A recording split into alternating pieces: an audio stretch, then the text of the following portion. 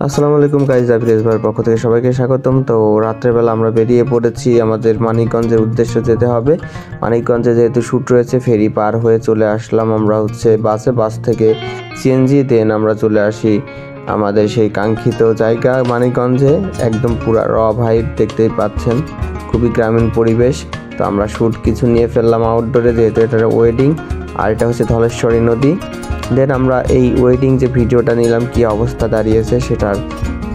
দেন হচ্ছে আমরা এখানে প্রিভিউ দেখা শেষ করে দেখলাম আরও অনেক ছেলেপেলে রয়েছে, সবাই একসাথে, খুবই ভালো লাগছে এই গ্রামের।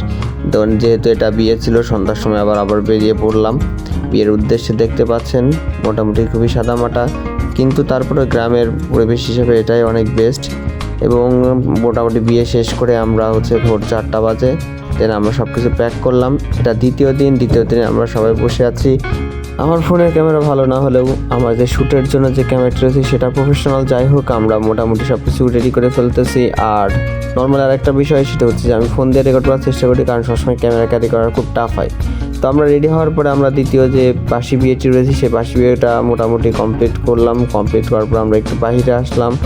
আসার পরে রিচুয়ালসের কারণে এখানে আসতে হলো। সন্ধ্যায় আবার আমরা পিঠাপুলি খেলাম, খুবই টেস্ট লাগলো।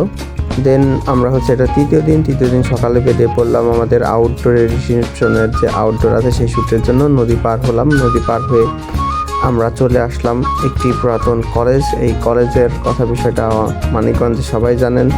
তো এই কলেজে আমরা শ্যুট করতে চলে আসলাম। শ্যুট কমপ্লিট করার পরে আস্তে করে আমরা রিসেপশন কমপ্লিট করে তারপরে ঢাকার উদ্দেশ্যে চলে আসলাম।